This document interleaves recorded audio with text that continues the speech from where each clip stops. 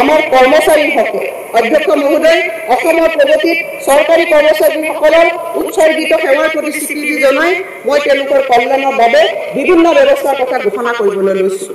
আমাৰ চৰকাৰে 2005 চনৰ 1 ফেব্ৰুৱাৰী পূৰ্বে নিযুক্তি প্ৰক্ৰিয়া আৰম্ভ হোৱা নিয়মীয়া কৰ্মচাৰীসকলক পেঞ্চন পুঁজি নিয়ন্ত্ৰক আৰু উন্নয়ন কৰ্তৃপক্ষৰ চুক্তি অনুসৰি নতুন পেঞ্চন আঁচনিৰ তহবিলত জমা চৰকাৰে বৰঙণি অংশ উভতাই দিয়াৰ চৰ্তত পুৰণি পেঞ্চন আঁচনি OPS-ৰ সুবিধা প্ৰদানৰ কথা বিবেচনা কৰিব।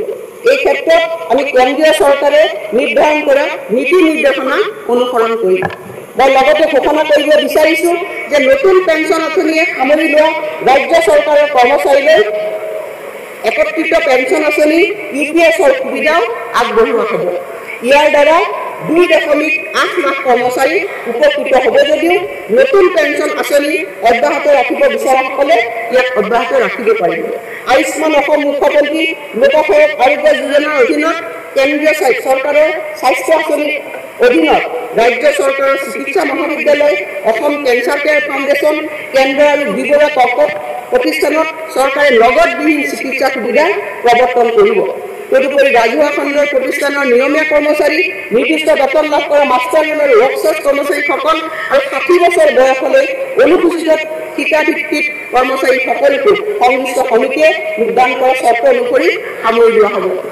মহোদয়, আমাৰ চৰকাৰে আশা কৰ্মী, PM পোষণৰ ৰান্ধনী, অংগনবাড়ী কৰ্মী আৰু সহায়িকাসকলৰ পাৰিশ্ৰমিক আদি বৃদ্ধিৰ দাবী সম্পৰ্কে অৱগত হৈছে।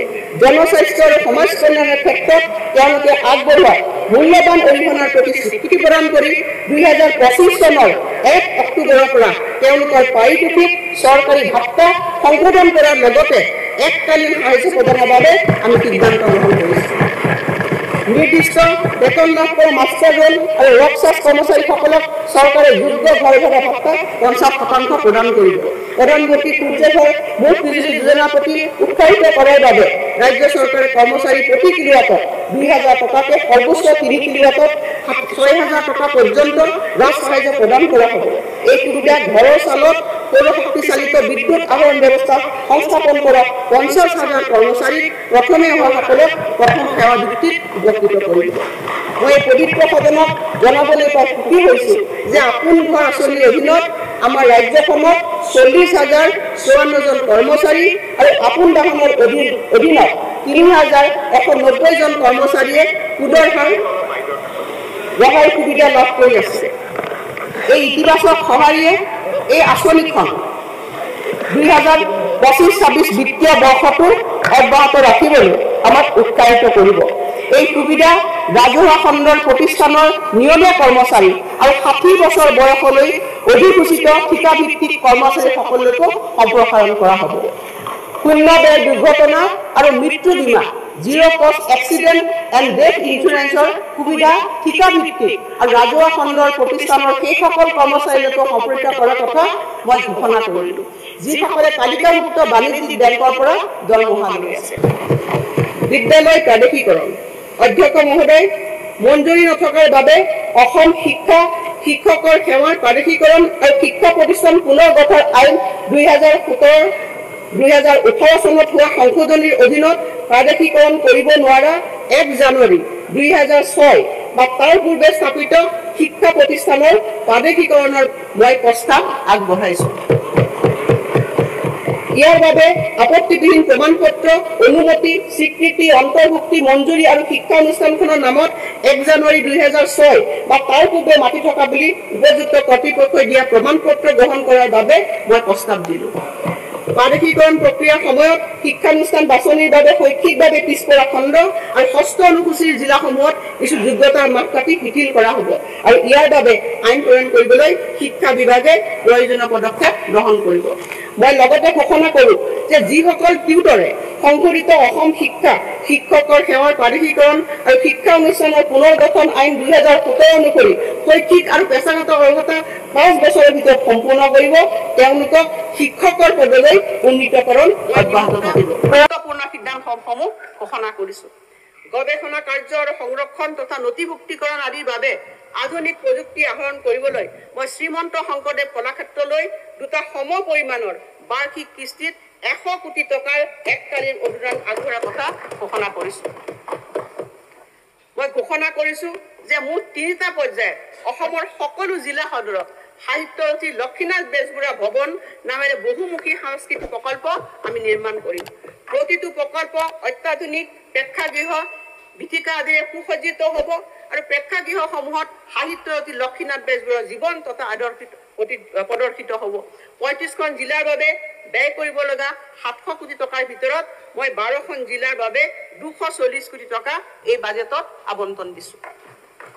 আমি সকলো জিলা আৰু উপজিলাৰ প্ৰতিটো জনজাতি আৰু অন্যান্য নৃগোষ্ঠীয় সম্প্ৰদায়ৰ বাবে পৃথকে পৃথকে বহুমুখী সাংস্কৃতিক প্ৰকল্প নিৰ্মাণ কৰিম আৰু এনে প্ৰতিটো সাংস্কৃতিক প্ৰকল্পৰ বাবে মই 5 কোটি টকাৰ আবণ্টন দিয়াৰ প্ৰস্তাৱ ৰাখিছোঁ আৰু প্ৰাৰম্ভিক পৰ্যায়ত 2025-26 বৰ্ষৰ সময়ছোৱাত 20টা এনেকুৱা প্ৰেক্ষাগৃহ নিৰ্মাণ কৰা হ'ব আৰু ইয়াৰ বাবে মই বাজেটত 100 কোটি টকাৰ আবণ্টন দিছোঁ।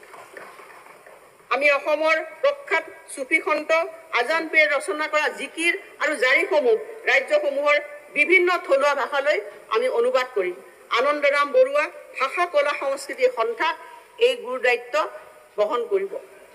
জ্যোতি চিত্ৰবন চলচ্চিত্ৰ চিত্ৰালয় সমাজ, ডক্টৰ ভূপেন হাজৰিকা আঞ্চলিক চৰকাৰী চলচ্চিত্ৰ আৰু দূৰদৰ্শন প্ৰতিষ্ঠান, শ্ৰীমন্ত শংকৰদেৱ কলাক্ষেত্ৰ আদিৰ দৰে সাংস্কৃতিক প্ৰতিষ্ঠানলৈ আমি পুঁজি আগবঢ়াই আহিছোঁ আৰু এই সহযোগিতা আমি ভৱিষ্যতলৈ অব্যাহত ৰাখিম। তদুপৰি জ্যোতি চিত্ৰবন চলচ্চিত্ৰ চিত্ৰালয় সমাজৰ উন্নীতকৰণৰ বাবে আমি এখন 4জনীয়া সমিতি ঘোষণা কৰিম আৰু প্ৰতিষ্ঠানটোৰ কৰ্মচাৰীসকলৰ প্ৰাদেশিকৰণো মই ঘোষণা কৰিছোঁ।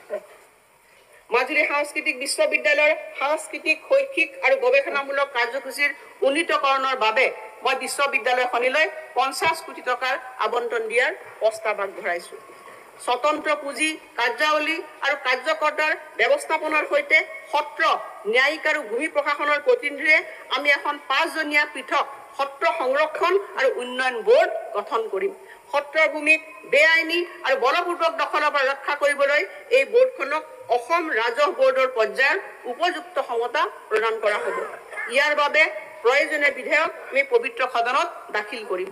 কোচবিহাৰৰ মধুপুৰ সত্ৰৰ সংৰক্ষণৰ বাবে ৰাজ্য চৰকাৰে চিন্তা চৰ্চা কৰা এক 50 কোটি টকীয়া প্ৰকল্পৰ বিষয়ে জনাবলৈ পাই মই নথৈ আনন্দিত হৈছোঁ। আমাৰ চৰকাৰে সত্ৰখনক ঐতিহ্য ক্ষেত্ৰ হিচাপে ঘোষণা কৰাৰ বাবে কেন্দ্ৰীয় চৰকাৰক অনুৰোধ জনাব। মই ঘোষণা কৰোঁ যে আমাৰ চৰকাৰে অসম চৰকাৰী ভাষা আইন 1960খন কটকটীয়াকৈ ৰূপায়ণ কৰিব আৰু ইয়াৰ বাবে দণ্ডবিধি ব্যৱস্থাপনা অন্তৰ্ভুক্ত কৰিবলৈ প্ৰয়োজনীয় সংশোধনী বিবেচনা কৰা হ'ব।